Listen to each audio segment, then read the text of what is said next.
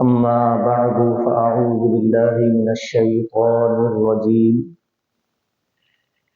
بسم الله الرحمن الرحيم الصلاة والسلام عليك يا رسول الله وعلى آلك وأصحابك يا حبيب الله الصلاة والسلام عليك يا نبي الله وعلى آلك وأصحابك يا نور الله نويت سنة الاعتكاف۔ میرے پیارے اور محترم اسلامی بھائیوں، اللہ پاک کے آخری نبی رسول ہاشمی صلی اللہ علیہ وسلم کا فرمان عالی شان ہے، مسلمان جب تک مجھ پر درود شریف پڑھتا رہتا ہے فرشتے اس پر رحمتیں بھیجتے رہتے ہیں۔ اب بندے کی مرضی ہے کہ کم پڑھے یا زیادہ۔ صلو علی الحبیب صلی اللہ علیہ وسلم۔ یقیناً بات بالکل واضح ہے کہ اگر ہم چاہتے ہیں کہ ہم پر رحمتیں برستی رہیں، اللہ پاک کی جانب سے ہم پر آسانیاں اترتی رہیں، سکینہ اترتا رہے، رحمتیں اترتی رہیں، برکتیں اترتی رہیں، ہم رحمتوں اور برکتوں کی برسات میں نہاتے رہیں، تو بتایا جا رہا ہے کہ درود شریف پڑھتے رہیں۔ کم پڑھیں یا زیادہ اب بندے کی مرضی پر چھوڑ دیا گیا۔ یقیناً میں اور آپ کیا چاہتے ہیں؟ یہی چاہتے ہیں کہ ہم سے اللہ راضی ہو جائے، ہم پر اللہ کی رحمتیں اتریں، ہم برکتیں پائیں، ہم سعادت مند ہو جائیں، ہم خوشحال ہو جائیں، ہماری پریشانیاں سب دور ہو جائیں، ہماری مشکلیں آسان ہو جائیں۔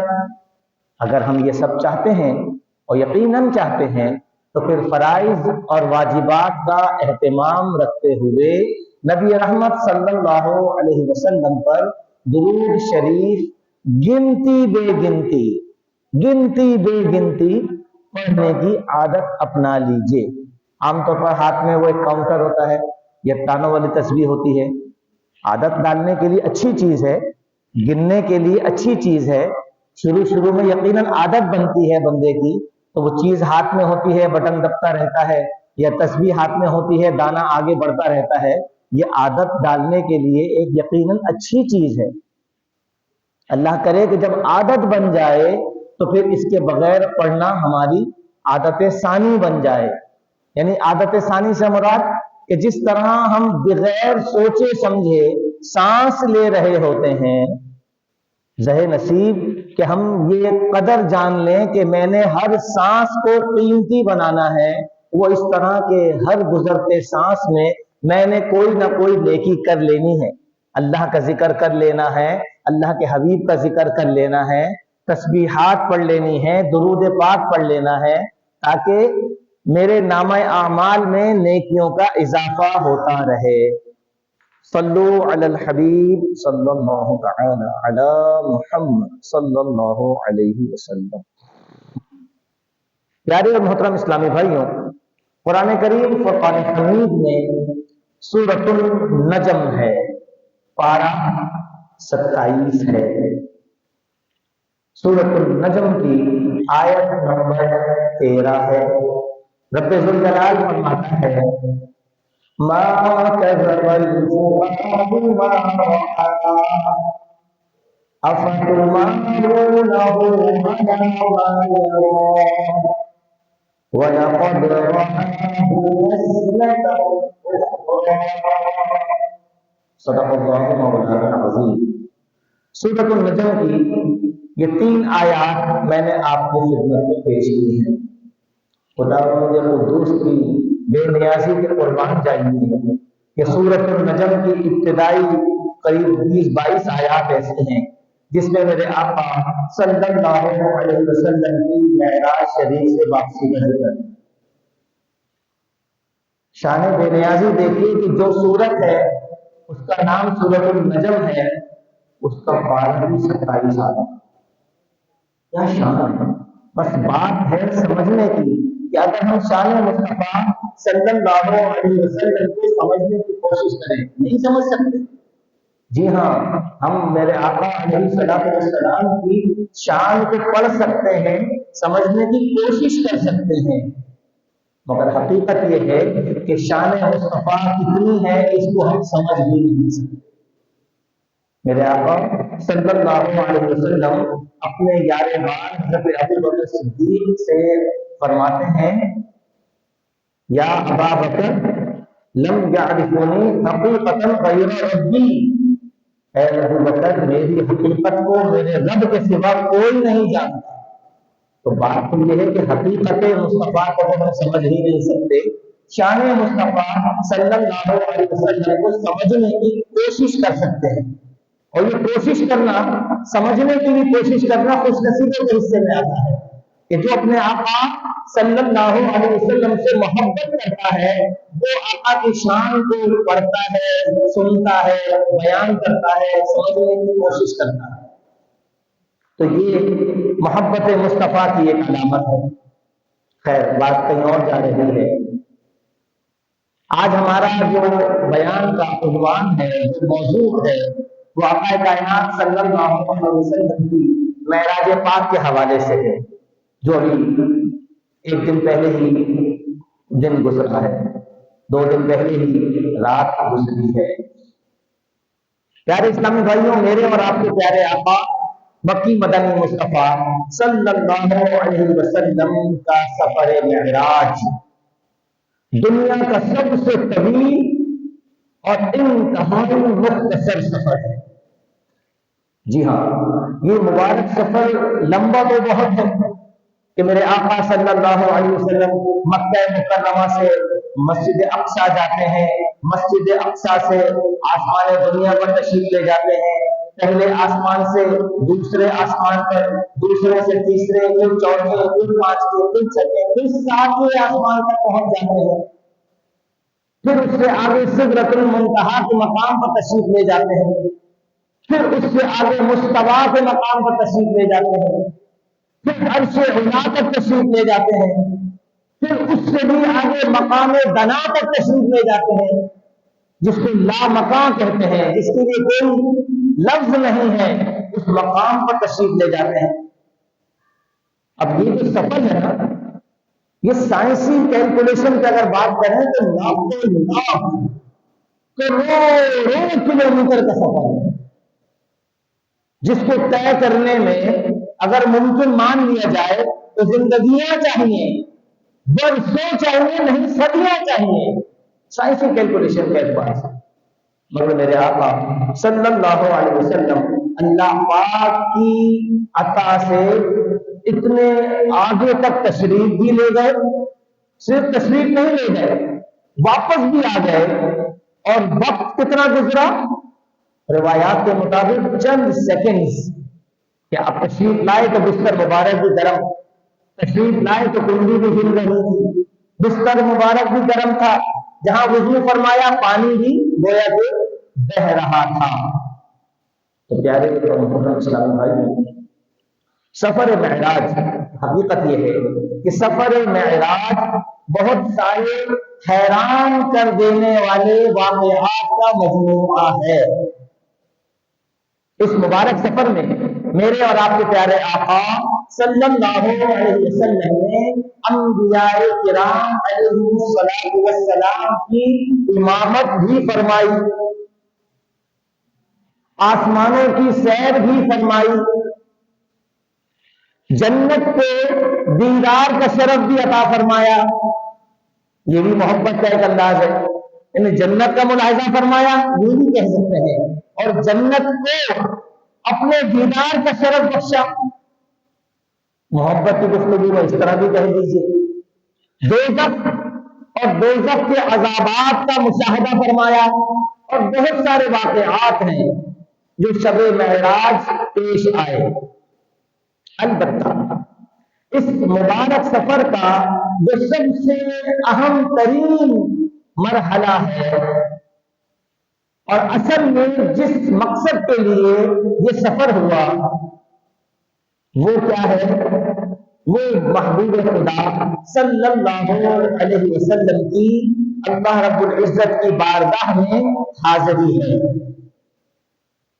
رب کریم نے اس رات اپنے محبوب صلی اللہ علیہ وسلم کو اپنے قرب خاص میں بلایا اور بلا حجاب یعنی بغیر کسی پردے کے جاگتی آنکھوں سے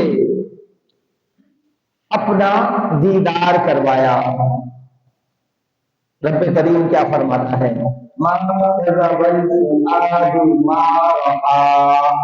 جو آیت کریمہ بھی ہم نے سنی ہے، ترجمہ کنز العرفان، دل نے اسے جھوٹ نہ کہا جو دیکھا۔ دیکھا کہاں سے؟ آنکھ سے۔ دل نے اسے جھوٹ نہ کہا جو دیکھا، یعنی سرکار دو عالم صلی اللہ علیہ وسلم نے جو دیکھا، آپ کے قلب اطہر نے بھی اس کی تصدیق فرمائی۔ مطلب یہ ہے کہ آپ صلی اللہ علیہ وسلم نے اپنے رب کریم کو سر اقدس کی آنکھوں سے ملاحظہ فرمایا، رب کریم کا جلوہ دیکھا، دل سے پہچانا، اور اس کے پہچاننے میں کوئی تردد نہ ہوا، کوئی تذبذب نہ ہوا، کوئی بے چینی والی، ماننے نہ ماننے والی، بے یقینی والی کوئی کیفیت نہ آئی، کوئی شک نہ ہوا۔ آگے فرمایا افتمارونہ علی ما یرا، تو کیا تم ان سے ان کے دیکھے ہوئے پر جھگڑتے ہو؟ تو کیا تم ان سے ان کے دیکھے ہوئے پر جھگڑتے ہو؟ اصلاً تو یہ خطاب مکہ مکرمہ کے غیر مسلموں سے ہے، کفار مکہ سے یہ خطاب ہے، کیونکہ اہل مکہ نے واقعہ معراج کا انکار کیا تھا۔ چنانچہ ان سے فرمایا گیا کہ اے اہل مکہ، ہمارے محبوب صلی اللہ علیہ وسلم نے جو دیکھا تم اس کے بارے میں ان سے جھگڑتے ہو؟ سن لو وَلَقَدْ رَآهُ نَزْلَةً أُخْرَىٰ، اور انہوں نے تو وہ جلوہ دو بار دیکھا، یعنی رسول کریم علیہ الصلوۃ والتسلیم نے وہ جلوہ صرف ایک بار نہیں بلکہ بار بار دیکھا۔ دو بار کا جب بات کی جاتی ہے تو اس سے مراد ایک اور دو نہیں ہوتا، دو سے مراد ایک سے زائد بار ہوتا ہے، اور اس کو یوں بھی کہا جا سکتا ہے کہ بار بار دیکھا۔ اس کی بھی ہم آگے بات سن لیتے ہیں۔ پیارے پیارے اسلامی بھائیوں، یہ ایک حقیقت ہے کہ جب ہمارے پیارے آقا مکی مدنی مصطفیٰ صلی اللہ علیہ وسلم سفر معراج سے واپس تشریف لائے تو اہل مکہ نے اس واقعے کی یعنی واقعہ معراج کی پرزور مخالفت کی، اپنے طور پر پوری چھان بین کی۔ اب ظاہر ہے کہ آسمان، سدرۃ المنتہا، عرش کرسی، یہ چیزیں تو انہوں نے نہ دیکھی ہوئی تھی، نہ کوئی اور دیکھ سکتا تھا۔ ہاں، اس پورے واقعہ معراج کے بیان میں ایک مقام ایسا تھا جو انہوں نے دیکھ رکھا تھا۔ وہ کیا تھا؟ وہ تھا مسجد اقصیٰ، بیت المقدس کہ حضور فرما رہے ہیں کہ میں مکے سے بیت المقدس تک گیا تو کفار مکہ میں سے کچھ لوگ ایسے تھے جنہوں نے بیت المقدس دیکھا ہوا تھا، اور انہیں یہ بھی معلوم تھا کہ حضور صلی اللہ علیہ وسلم کبھی مکے سے باہر تشریف لے کے ہی نہیں گئے، یعنی یہ کبھی بیت المقدس گئے نہیں ہیں۔ اب یہ فرما رہے ہیں کہ میں مکے سے بیت المقدس گیا ہوں، تو بھئی آسمان، سدرۃ المنتہا، عرش کرسی، جنت و دوزخ کی تو اب ان سے کیا سوال کریں گے، ان کے پاس خود ہی دیکھنے کا معاملہ ایسا ہے۔ بیت المقدس دیکھا ہوا ہے، تو اب انہوں نے حضور علیہ السلام سے گویا کہ امتحان لینے کے لیے بیت المقدس کے بارے میں سوال جواب شروع کر دیے۔ جنہوں نے دیکھا ہوا تھا، کسی نے کہا اچھا آپ بیت المقدس گئے تھے، اچھا بتائیے وہاں کتنے ستون ہیں، اچھا وہاں پر کتنے دروازے ہیں، وہاں پر کیسی کھڑکیاں ہیں، وہاں گنبد کی اونچائی کتنی ہے، اب یہ کیسے سوالات ہیں؟ یقیناً یہ فضول سوالات ہیں۔ خلیفہ اعلی حضرت علامہ ظفر الدین بہاری رحمت اللہ تعالی علیہ فرماتے ہیں کہ بھائی عام سی بات ہے کہ آدمی جب کسی مکان میں جاتا ہے تو اس کی حیثیت مختلف ہوتی ہے۔ مثال کے طور پر ایک آدمی انجینئر ہے، اور انجینئر جب کسی جگہ جاتا ہے، کسی جگہ پر جاتا ہے تو اس کی نگاہیں، چونکہ وہ انجینئر ہے تو اس کی نگاہیں مشاہدہ کرتی ہیں کہ یہ کیسے بنایا گیا، اس کو اس سے اچھا کیسے بنایا جا سکتا تھا، دیواریں کتنی موٹی ہیں، کھڑکیاں کیسی ہیں، دیوار کہاں پر ہے، دروازے کہاں پر ہیں، کہاں اور اچھا بن سکتا تھا۔ تو وہ انجینئر ہوتا ہے تو اس جگہ کا ملاحظہ کرتا ہے۔ عام آدمی جاتا ہے تو اس کی نظر بس صاحب میں رہتی ہے۔ اور میرے آقا صلی اللہ علیہ وسلم جب بیت المقدس گئے تو آپ کا یہ دیکھنا کہ ستون کتنے ہیں، دروازے کتنے ہیں، کھڑکیاں کیسی ہیں، گنبد کہاں ہے، آپ کا ان سب چیزوں کو دیکھنا علماء فرماتے ہیں کہ نگاہ نبوت کے منافی تھا۔ ان کا تو مقصد ہی نہیں تھا نا۔ مثال دینے کے لیے سمجھاتا ہوں، مثال دینے کے لیے دعوت اسلامی کے عالمی مدنی مرکز فیضان مدینہ میں آپ تشریف لے گئے، آپ نے بیان سنا، ذکر ہوا، دعا ہوئی، بہت روحانیت نصیب ہوئی آپ کو۔ آپ صبح تشریف لے آئے، آپ نے بتایا کل رات میں فیضان مدینہ گیا تھا، الحمدللہ بہت مزہ آیا۔ اب جس کو آپ بتا رہے ہیں وہ آپ سے پوچھے اچھا تم فیضان مدینہ گئے تھے، اچھا بتاؤ فیضان مدینہ میں کتنی کھڑکیاں ہیں، کتنے پنکھے لگے ہوئے، کتنی لائٹیں لگی ہوئی ہیں، کلر کس طرح کے رنگ کا ہوا ہے؟ تو آپ کا جواب کیا ہوگا؟ آپ کہیں گے دیکھ وقت میں تو وہاں اجتماع میں حاضری لینے گیا تھا، بیان سننے گیا تھا، ذکر درود کی لذتیں لینے گیا تھا، مجھے کیا معلوم کہ پنکھے کتنے لگے ہوئے اور کھڑکیاں کیسی ہیں اور دروازے کتنے ہیں؟ بس یہی جواب ہوگا، اور یقیناً یہی جواب ہوگا۔ یہ بات تو میں نے آپ کو محض ایک سمجھانے کے لیے اجراح تفنن کر دی۔ اب دیکھیے کہ نگاہ مصطفیٰ کیا چیز ہے۔ جب کفار مکہ نے میرے آقا علیہ الصلوۃ والسلام سے اس طرح کی نوعیت کے سوالات کیے کہ بتاؤ کہ گنبد کتنا اونچا ہے، کھڑکیاں کیسی ہیں، دروازے کتنے ہیں، ستون کتنے ہیں، تو اللہ رب العزت نے حضرت جبریل امین کو حکم دیا، جبریل امین نے پورا بیت المقدس میرے آقا علیہ الصلوۃ والسلام کی نگاہوں کے سامنے کر دیا۔ کفار سوال کرتے، میرے آقا اس سے ملاحظہ کرتے، جواب ارشاد فرما دیتے۔ سبحان اللہ، کافروں کو لاجواب کر دیا گیا۔ اور پھر آخر انہوں نے یہ کہا کہ واقعی بات جہاں تک نشانیوں کا تعلق ہے، بیت المقدس کی نشانیاں جو پوچھی جا رہی ہیں، بات تو درست ہے، بالکل درست ہے۔ میرے پیارے محترم اسلامی بھائی ہیں، یہ تو ایک مرحلہ ہے معراج کے، بیت المقدس کے سوال و جواب کے حوالے سے ہم کہہ چکے کہ بیان کا موضوع بھی ہمارا یہی ہے، اور سفر معراج کی اصل بھی یہی ہے کہ سید عالم صلی اللہ علیہ وسلم نے شب معراج اپنی سر کی آنکھوں سے رب کریم کا دیدار فرمایا۔ اب جس طرح وہ کفار مکہ تھے اور میرے آقا علیہ الصلوۃ والسلام کی معراج پاک کے حوالے سے ہونے نہ ہونے کے حوالے سے جھگڑتے تھے، نہ ماننے والی کیفیتوں میں تھے، وہ تو کفار مکہ تھے۔ خطاب تو انہیں کو کیا گیا، افتمارو لہو علی ما یرا، کہ تم ان کو دیکھے پر جھگڑا کرتے ہو۔ بات تو وہاں کفار سے ہی ہو رہی تھی، مگر کیا کہیے بدنصیبی ان مسلمانوں کی ہے جو خود کو مسلمان بھی کہتے ہیں، جو نبی رحمت صلی اللہ علیہ وسلم کا کلمہ بھی پڑھتے ہیں، جو قرآن بھی پڑھتے ہیں، حدیث بھی پڑھتے ہیں، میرے آقا علیہ الصلوۃ والسلام کی معراج شریف کے حوالے سے تذبذب والی کیفیت میں رہتے ہیں۔ بھائی کم علمی کی وجہ سے یا لا علمی کی وجہ سے یا ضد اور ہٹ دھرمی کی وجہ سے، کسی بھی وجہ سے کہہ لیجیے، کچھ تو وہ لوگ ہیں جو سرے سے معراج کا انکار کر دیتے ہیں، حالانکہ قرآن میں معراج موجود ہے، حدیثوں میں معراج موجود ہے۔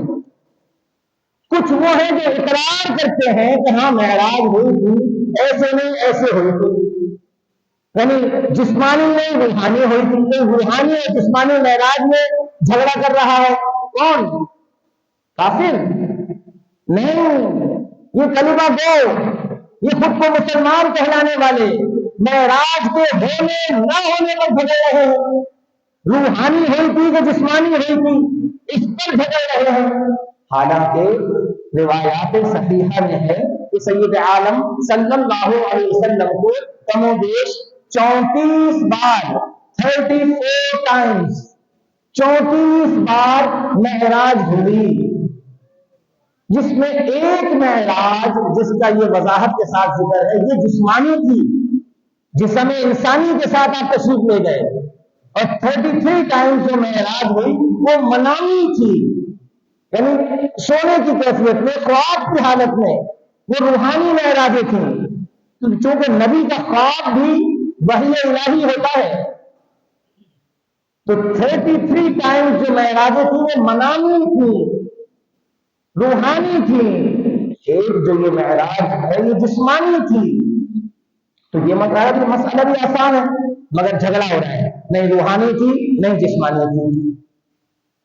اچھا جی کیا ہوا تھا بھائی؟ یہ دیکھا تھا یہ نہیں دیکھا تھا، یہ ملا تھا یہ نہیں ملا تھا، یہ ہوا تھا یہ نہیں ہوا تھا۔ آج جھگڑا کون کر رہا ہے؟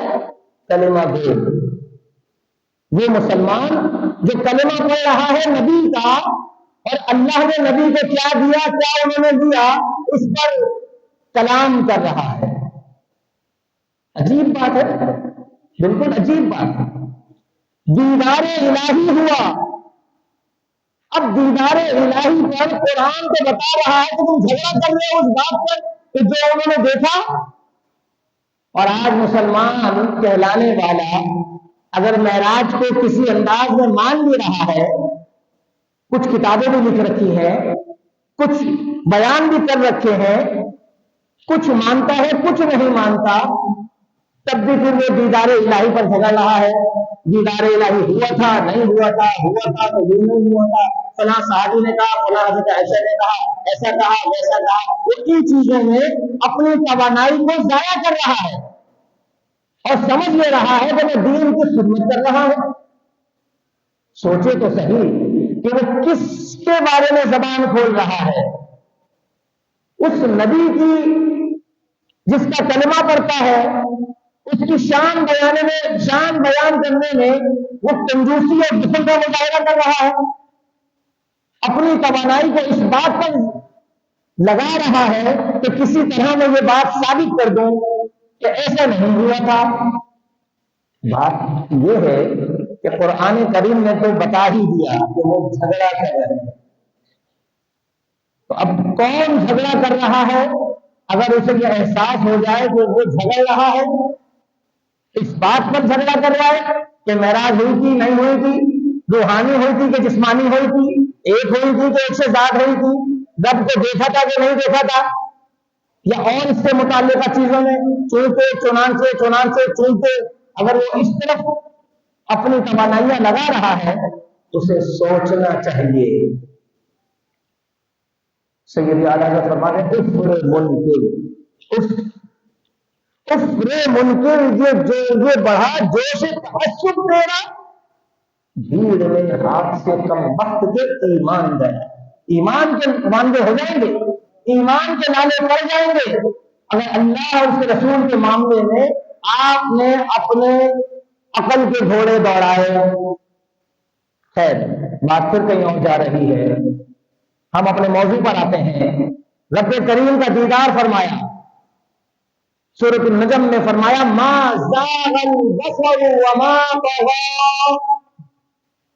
آنکھ نہ کسی طرف پھری نہ حد سے بڑی۔ رب کریم کا جلوہ ملاحظہ فرمایا تو ایسے دیکھا جیسے دیکھا جاتا ہے، آنکھ چلیائی بھی نہیں، جیسے اگر ہم سمجھانے کے لیے عرض کر رہا ہوں کہ اگر ہم روشن سورج کی طرف دیکھتے ہیں تو لہجے بھر کے لیے آنکھ چنگیا جاتی ہے، آنکھ بند ہونے لگتی ہے، بندہ تھوڑا سا پیچھے ہونے لگتا ہے ایسے ایسے۔ اب میرے آقا علیہ السلام نے رب ذوالجلال کا جلوہ دیکھا تو قرآن بتا رہا ہے کہ آنکھ نہ کسی طرف پھری نہ حد سے بڑی، یعنی ایسا نہیں کہ بندہ حیرت سے دیکھتا ہی رہ گیا، آنکھ پھیل گئی جیسے کسی چیز کو دیکھ کر آنکھ پھیل جاتی ہے، نہیں، بلکہ متوازن رہی، رب کا جلوہ دیکھا، کسی طرف نہ پھری، حد سے بھی نہیں بڑی۔ مسند امام احمد میں صحیح سند کے ساتھ حدیث پاک موجود۔ جو جھگڑا کر رہا ہے، دیکھا نہیں دیکھا، فلاں صحابہ نے یہ کہا، فلاں صحابیہ نے یہ کہا، اگر کوئی جھگڑے میں پڑا ہے اس کے نصیب ہے۔ مسند امام احمد میں صحیح سند کے ساتھ حدیث پاک موجود۔ میرے آقا صلی اللہ علیہ وسلم نے فرمایا رأیت ربی تبارک و تعالی، میں نے اپنے رب کریم کو دیکھا۔ اب حضور کا فرمان کہ میں نے اپنے رب کریم کو دیکھا، اب اس کے مقابل کوئی فلاں صحابی نے یہ کہا، حضرت عائشہ نے یہ کہا، انہوں نے یہ کہا، چونکہ یہ تھا چنانچہ یہ تھا۔ اب چونکہ اور چنانچہ میں مسلمان اپنی توانائی ضائع نہ کرے۔ میرے آقا فرما رہے ہیں میں نے اپنے رب کو دیکھا۔ حضرت جابر بن عبداللہ رضی اللہ عنہ کی روایت ہے کہ سرکار علی وقار صلی اللہ علیہ وسلم نے فرمایا بے شک اللہ پاک نے موسیٰ کو اپنی ہم کلامی کا شرف بخشا اور مجھے دیدار کی نعمت عطا فرمائی۔ حضرت عبداللہ بن مسعود رضی اللہ عنہ روایت کرتے ہیں کہ حضور علیہ السلام فرماتے ہیں کہ مجھے میرے رب کریم نے فرمایا کہ میں نے ابراہیم کو اپنا خلیل بنایا، موسیٰ کو اپنی ہم کلامی کا شرف عطا فرمایا، اور اے میرے پیارے حبیب آپ کو بغیر حجاب کے اپنے دیدار کا شرف عطا فرمایا۔ اب احادیث موجود اور اس پر مسلمان بولے نہیں یوں نہیں ہوا تھا، یوں ہوا تھا، یہ بات یوں نہیں تھی، یوں تھی، افسوس کا مقام ہے۔ لیکن قرآن کہہ رہا ہے افتمارونہ علی ما یری، کیا تم اس بات پر جھگڑتے ہو جو انہوں نے دیکھا؟ تو جھگڑنے والوں کو سوچنا چاہیے، اور جو لوگ جھگڑتے ہیں اس معاملے میں تذبذب میں رہتے ہیں، بے چین رہتے ہیں، معراج ہوئی تھی نہیں ہوئی تھی، خواب میں ہوئی تھی جاگتے میں ہوئی تھی، روحانی تھی جسمانی تھی، دیدار کیا تھا نہیں کیا تھا، جنت دیکھی نہیں دیکھی، کیا انعام ملا تھا، یہ نہیں ملا تھا، وہ ملا تھا، ایسے لوگوں کے ساتھ بیٹھنا اپنے ایمان کو داؤ پر لگانا ہے۔ ان کے ساتھ بیٹھیں بھی نہیں، ان کی باتیں سنیں بھی نہیں، ان کی کتابیں پڑھے بھی نہیں، اگر وہ اس طرح کلمہ پڑھ کر اپنے محبوب صلی اللہ علیہ وسلم کی معراج پاک کے حوالے سے ایسی گفتگو کرتے ہیں۔ آقا صلی اللہ علیہ وسلم کے فرامین میں نے آپ کو سنائے، ان فرامین کی روشنی میں میرے آقا علیہ السلام نے اپنے سر اقدس کی آنکھوں سے رب ذوالجلال کا دیدار پایا، اور یہ دیدار الہی کا خاصہ میرے آقا علیہ السلام کو ہی عطا ہوا۔ دنیا میں کوئی بھی دیدار الہی نہیں کر سکتا سر کی آنکھوں سے، کسی نے نہیں کیا ماں سوائے میرے آقا علیہ السلام کے، کیونکہ سفر معراج کا سب سے اہم مرحلہ یہی تھا کہ اپنے محبوب کو اپنے پاس بلا کر اپنے دیدار سے مشرف فرما کر خاص و راز و نیاز کی باتیں کر کے جو عطا فرمانا تھا وہ عطا فرما دیا۔